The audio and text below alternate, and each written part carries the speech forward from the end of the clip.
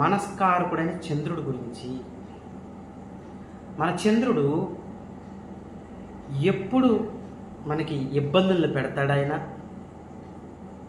చంద్రుడి వల్ల ఎప్పుడు ఇబ్బందులు కలుగుతాయి, ఎప్పుడు లాభాలు కలుగుతాయి. ఇది చాలా ఇంపార్టెంట్ కాన్సెప్ట్ అండి. ఎందుకంటే మన జీవితంలో చంద్రుడే చాలా కీలకం. ఎవరి జాతకంలో అయితే చంద్రుడు బాగోడో వాళ్ళకి సైకలాజికల్ ఇష్యూస్ ఉంటాయి. చూసుకోండి, గమనించుకోండి. వాళ్ళ మనసు స్థిరంగా ఉండదు.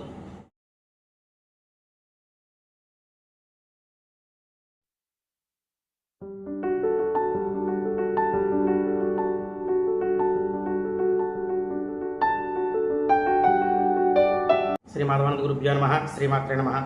శ్రీ మాధవానంద భక్తి యూట్యూబ్ ఛానల్ ప్రేక్షకులకు నమస్కారం. ఇక ఈరోజు మనం విశేషంగా ఒక కొత్త విషయం గురించి తెలుసుకుందాము. అదేమిటి అంటే కనుక మనస్కారకుడైన చంద్రుడి గురించి. మన చంద్రుడు ఎప్పుడు మనకి ఇబ్బందులను పెడతాడాయన, చంద్రుడి వల్ల ఎప్పుడు ఇబ్బందులు కలుగుతాయి, ఎప్పుడు లాభాలు కలుగుతాయి. చాలా ఇంపార్టెంట్ కాన్సెప్ట్ అండి. ఎందుకంటే మన జీవితంలో చంద్రుడే చాలా కీలకం. ఎవరి జాతకంలో అయితే చంద్రుడు బాగోడో వాళ్ళకి సైకలాజికల్ ఇష్యూస్ ఉంటాయి. చూసుకోండి, గమనించుకోండి. వాళ్ళ మనసు స్థిరంగా ఉండదు. వాళ్ళ మనసు వాళ్ళ మాట వినదు. అర్థం పర్థం లేని ఆలోచనలు, తర్వాత ఒక సమాధానం లేని ప్రశ్నలు వాళ్ళ మైండ్లో ఎప్పుడు వెంటాడుతూ ఉంటాయి.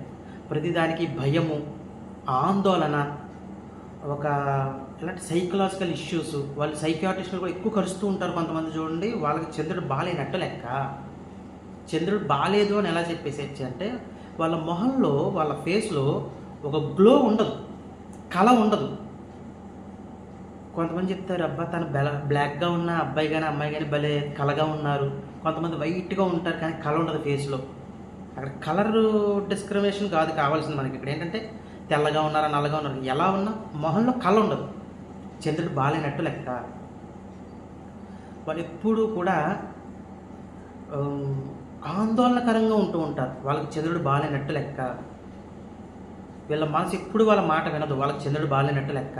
డెసిషన్ మేకింగ్ కరెక్ట్గా తీసుకోలేరు. వాళ్ళకి చంద్రుడు బాగాలేనట్టు లెక్క. కొంతమంది చూడండి, డెసిషన్ తీసుకోవాలంటే ఒక 100 మందిని అడుగుతారు. వాళ్ళు ఖచ్చితంగా 10 మందిని అడిగితే కానీ వాళ్ళ పని చేయరు. వాళ్ళకి చంద్రుడు బాగాలేనట్టు లెక్క. చంద్రుడు బాగున్నాడు అని ఎలా చెప్పచ్చు అంటే, మీ జాతకంలో చంద్రుడు బాగుంటే కనుక మీ మొహం ఎప్పుడు చాలా కలగా ఉంటుంది, మీ మనసు ఎప్పుడు నిర్మలంగా ఉంటుంది. చంద్రుడు చూడండి, మనకి పౌర్ణమి రోజున అవ్వచ్చు, మామూలు చంద్రుడు కనపడుతాడు, ఎంత అందంగా కనపడతాడు ఆయన. అలా చాలా కళగా కనపడతారు వాళ్ళు. మనసు చాలా నిర్మలంగా ఉంటుంది. వీళ్ళు చాలా మనసు ప్రశాంతంగా ఉండి ప్రతి పని చాలా కూల్గా చేస్తూ ఉంటారు. హర్రీ బర్రీ ఉండదు, ఆందోళన ఉండదు వీళ్ళకి. వాళ్ళకి చంద్రుడు బాగున్నట్టు లెక్క. వీళ్ళకి ఎప్పుడు కూడా అదృష్టం కలిసి వస్తుంది. వీళ్ళకి చంద్రుడు బాగున్నట్టు లెక్క.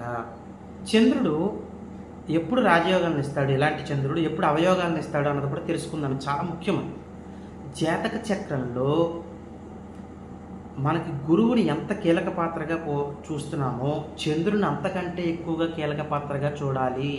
ఇది చాలామందికి తెలిసే ఉంటుంది.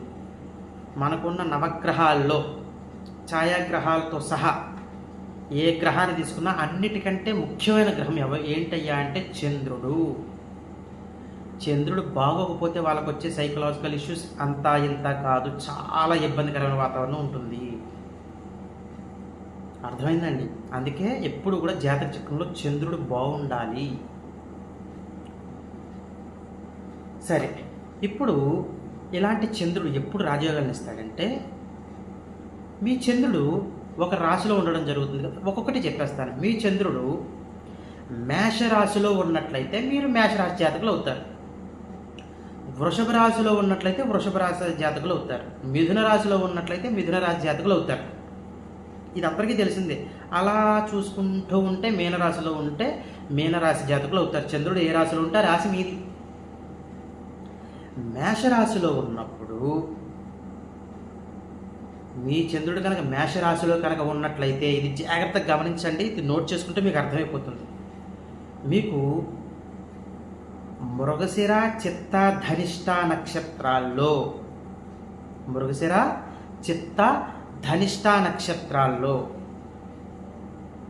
లగ్నాధిపతి ఉన్నా, పంచమాధిపతి ఉన్నా, భాగ్యాధిపతి ఉన్నా, ధనలాభాధిపతులు ఉన్నా, చతుర్థ సప్తమ రాజ్యాధిపతులు ఉన్నా వాళ్ళకి విపరీతమైన రాజయోగం కలుగుతుంది.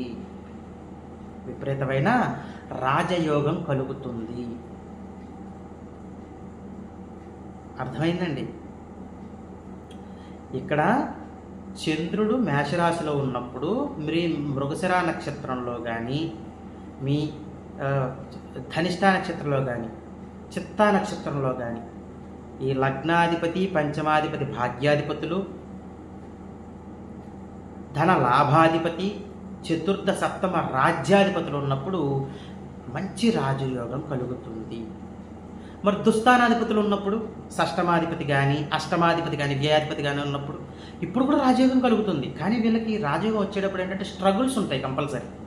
కానీ చాలా మంచి రాజయోగం కలుగుతుందండి వీళ్ళకి కూడా. ఇది సెకండ్ కేటగిరీగా చెప్పుకోవాలి. ఫస్ట్ కేటగిరీ అవే. అంటే ఇక్కడ ఏం గమనించాలి? ఏ అధిపతి ఉన్నా రాజయోగం కలుగుతుంది, మంచి ప్లస్ పాయింట్ కదా. కానీ దుస్థానాధిపతులు ఉన్నప్పుడు వాళ్ళకి స్ట్రగుల్స్ ఉంటాయి. వితౌట్ స్ట్రగుల్స్ వాళ్ళకి ఆ రాజయోగం అన్నది ఉండదు. క్లియర్ అయిపోయింది పాయింట్. ఒకే ఒక పాయింట్లో అయిపోయింది.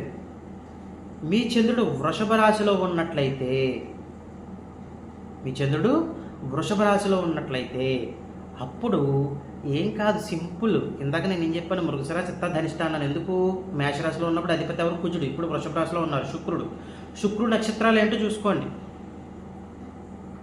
అయిపోయింది కదా. శుక్రుడు నక్షత్రాలు చూసుకుంటే మీకు మొత్తం వచ్చేసినట్టే. భరణి, పుబ్బ, పూర్వాషాఢ, ఈ 3 శుక్ర నక్షత్రాలు. ఈ నక్షత్రాల్లో కనుక మీకు లగ్నాధిపతి, ఏ అధిపతి అయినా తీసుకోండి. ఇక్కడ మీకు లగ్నాధిపతి, పంచమాధిపతి ఇవేమో ధనలాభాధిపతి, ఏ లగ్నాధిపతి అయినా, పంచమాధిపతి అయినా, ధనాధిపతి అయినా, లాభాధిపతి అయినా, దుస్థానాధిపతి అయినా ఏ అధిపతి ఉన్నా సరే రాజయోగం కలుగుతుంది. అధిపతిని బట్టి స్ట్రగుల్స్ ఉండడము, స్ట్రగుల్స్ లేకపోవడము జరుగుతుంది తప్పితే రాజయోగం తథ్యము. ఇది మీరు రాసి పెట్టేసుకోవచ్చు. డ్యామ్ షూర్ పాయింట్ అనమాట ఇది. అర్థమైందా?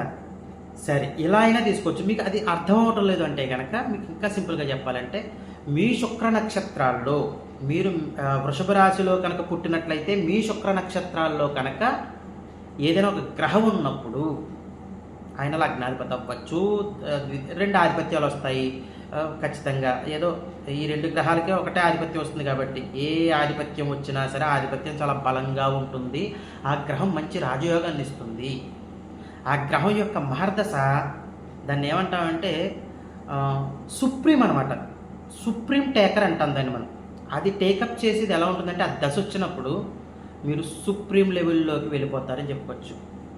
మనం కొన్నిసార్లు వింటూ ఉంటాం, అయ్యి వీళ్ళు ఏమీ లేకుండా ఉన్న వాళ్ళు ఒక్కసారిగా పైకి వెళ్ళిపోయారు, నార్మల్గా ఉన్న వాళ్ళు భలే వెళ్ళిపోయారు. నేను చాలాసార్లు వింటూ ఉంటానండి పాయింట్స్. నేను తిరుగుతూ ఉంటాను కదా, నేను ఎక్కడికైనా పల్లెటూర్లు వెళ్తున్నప్పుడు, ఇలాగా ఏదైనా వెళ్తున్నప్పుడు అక్కడ రైతులతోటి చాలామందితో మాట్లాడుతూ ఉంటాను. మాట్లాడుతున్నప్పుడు నేను ఒకసారి వెళ్ళాను, తర్వాత కొంచెం గ్యాప్ వచ్చి వెళ్ళేటప్పటికి అక్కడ వరి పొలం ఉండేది. వరి పొలం కాస్త ఈ ఆక్వా చెరువులు చేసేసారు.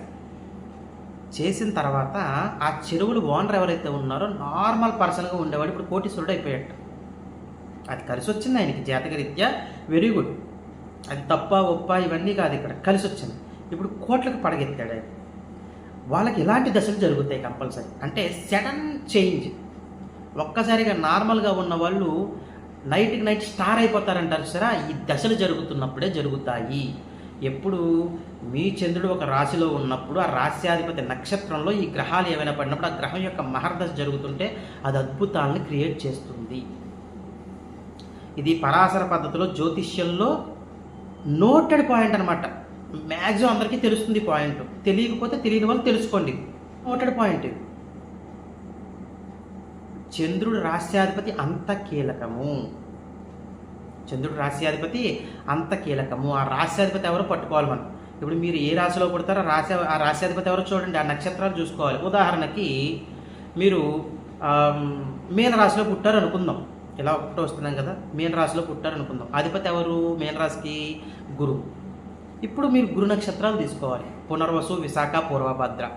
ఈ నక్షత్రాల్లో కనుక మీకు ఏదైనా ఆధిపత్యం వచ్చిన గ్రహం ఉన్నప్పుడు ఆధిపత్య బలం విపరీతంగా పెరుగుతుంది. ఆ గ్రహం యొక్క మహర్దశ ఆధిపత్యాలు ఏవైతే వచ్చే ఆధిపత్యాలు విపరీతంగా పెంచేస్తుంది. ధనాధిపత్యం వచ్చిందనుకోండి ధనలాభాలు విపరీతంగా ఉంటాయి. పంచమాధిపత్యం వచ్చిందనుకోండి మంచి సంతానం కలగడం ఆ టైంలో.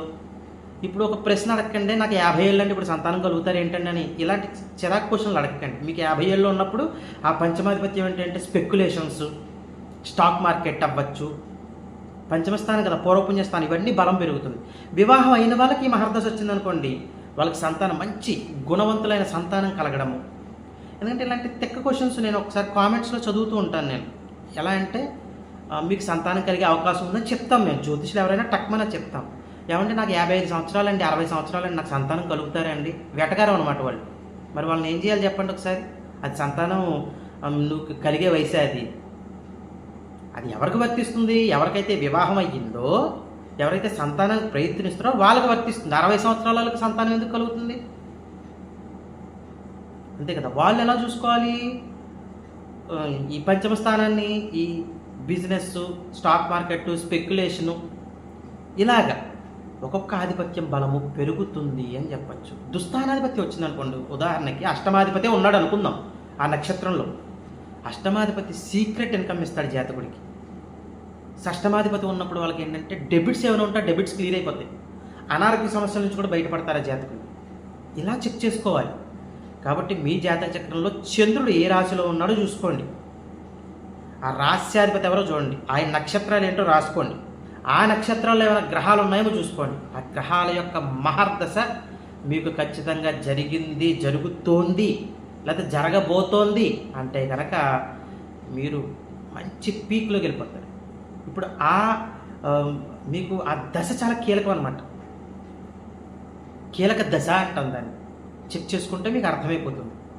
ఎవరి జాతకులకైతే చంద్రుడి యొక్క రాశ్యాధిపతి యొక్క నక్షత్రంలో గ్రహాలు ఉండి వాళ్ళకి యోగం కలగట్లేదు,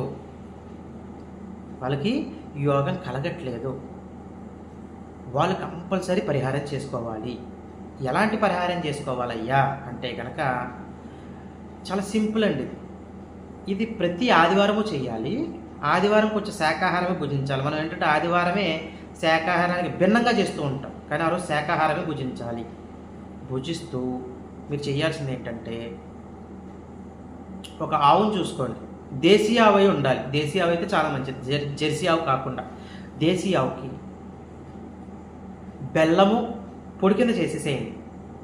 అరటిపండు ఇవన్నీ కలపాలి. అరటిపండు, బెల్లము, ఈ రెండిట్లతో పాటు కాస్త ఎక్కువ కాదు, జస్ట్ కొంచెం తేనె వేసి, కొంచెం అంటే కొంచెం తేనె వేసి, తర్వాత మీ గుప్పెడులోకి ఎంతైతే వస్తుందో ఆ గుప్పెడు గోధుమ పిండిని వేసి, మనం చపాతీలు ఒత్తుకుంటాం కదా గోధుమ పిండి, వేసి అది మిశ్రమంగా కలిపేసి దాన్ని కాస్తదంత నెయ్యి వేసి, తేనెతో పాటు ఇదంతా కూడా కాస్త నెయ్యి వేసి, ఎక్కువ వేయకూడదు. తేనె నెయ్యి కూడా జస్ట్ ఇది పరిహారం కొరకు మాత్రమేనండి, ఎక్కువ వాడేయకూడదు. చేసి ఆవుకి తినిపించాలి. ఇది ప్రతి ఆదివారము చేయాలి. ఇలా చేస్తున్నప్పుడు మాత్రం శాకాహారమే భుజించాలి. ఒక పూట భోజనమే చేయాలి, ఇంకో పూట పలహారం కానీ పళ్ళు కానీ తీసుకుని ఉండొచ్చు. అన్నం మాత్రమే భోజనం చేయండి ఆ రోజు. సాయంత్రం పళ్ళు కానీ పలహారం కానీ తీసుకుని ఉండండి, అంతే, ఇంకేమీ అక్కర్లేదు. ఇలా ప్రతి ఆదివారం చెయ్యాలి. ఎన్ని ఆదివారాలు చెయ్యాలయ్యా అంటే ఇలాగా 19 ఆదివారాలు చెయ్యాలి. మధ్యలో గ్యాప్లు వచ్చినా పర్వాలేదు, మీరు ఆటోమేటిక్గా మంచి యోగాన్ని చూస్తారు. ఇవన్నీ చేసుకుంటూ మీరు సంఘంలోనూ సమాజంలోనూ మంచి పేరు సంపాదించుకుంటూ మీ కుటుంబ సభ్యులతో సుఖశాంతులతో జీవించాలని కోరుకుంటూ సర్వేజన శుభనో భవంతు. శుభం.